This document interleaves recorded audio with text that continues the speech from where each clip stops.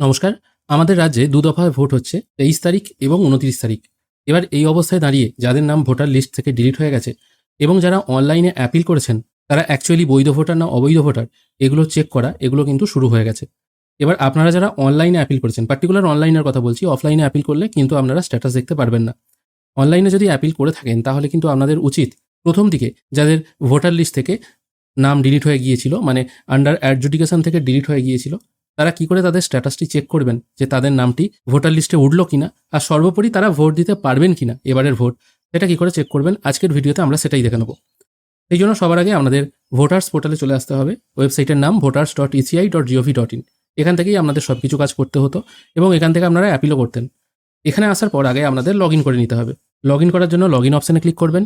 তারপর এখানে আপনাদের ফোন নাম্বার আর এখানে ক্যাপচা পুট করে রিকোয়েস্ট ওটিপি করবেন। সাইন আপ অপশন দেখাচ্ছি না, কারণ যারা অনলাইনে অ্যাপিল করেছেন তারা প্রত্যেকেই ফোন নাম্বার দিয়ে আগে রেজিস্ট্রেশন করে নিয়েছেন, আর একবার রেজিস্ট্রেশন বা সাইন আপ করে রাখলে দ্বিতীয়বার কিন্তু আপনাকে আর রেজিস্ট্রেশন করতে হবে না। আমি এখানে ফোন নাম্বার পুট করে দিয়েছি, আমার ফোনে ওটিপি চলে এসেছে, আমি ওটিপিটা পুট করে দিয়ে ভেরিফাই অ্যান্ড লগ ইন করছি। লগ ইন করার পর এই টাইপের ড্যাশবোর্ড আবার আপনার সামনে ওপেন হয়ে যাবে। এখানে আসার পর আপনাদের ভোটার কার্ড নাম্বারটি হাতের কাছে রাখতে হবে।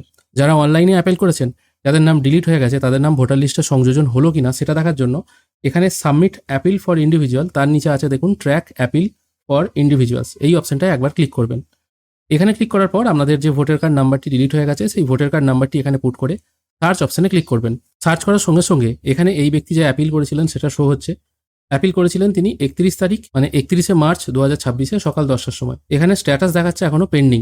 এখানেও দেখুন স্ট্যাটাস এখনো পেন্ডিং দেখাচ্ছে, অর্থাৎ দেখা যাচ্ছে এই যে অ্যাপিলটি করা হয়েছিল এটা কিন্তু এখনো ভেরিফাই হয়নি, বা যারা বিচারকরা আছেন বা ট্রাইব্যুনাল কমিটি যেটা আছে সেখানে কিন্তু এখনো আপনি যে অ্যাপিল করেছেন, আপনি একজন বৈধ ভোটার তা সত্ত্বেও আপনার নাম ডিলিট করা হয়েছে, এটা কিন্তু এখনো ভেরিফাই করা হয়নি। যদি ভেরিফাই হয়ে যায় আপনাকে এখানে অ্যাপ্রুভাল দিয়ে দেওয়া হবে এবং আপনার নাম ভোটার লিস্টে উঠে যাবে, তাহলে কিন্তু আপনি বৈধ ভোটার হিসাবে এবারের ভোট দিতে পারবেন।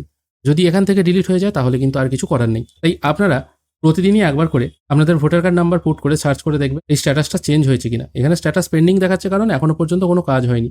যখনই এটা চেঞ্জ হবে তখনই কিন্তু দেখিয়ে দেবে কি স্ট্যাটাস বর্তমানে আছে। এবার ব্যাপার হচ্ছে যাদের নাম ভোটার লিস্টে উঠে গেছে তাদের তো কোনো সমস্যা নেই, যাদের নাম কেটে গেছে তাদের মানসিক যে প্রেসার সেটা যার হয়েছে সেই অনুভব করতে পারবে।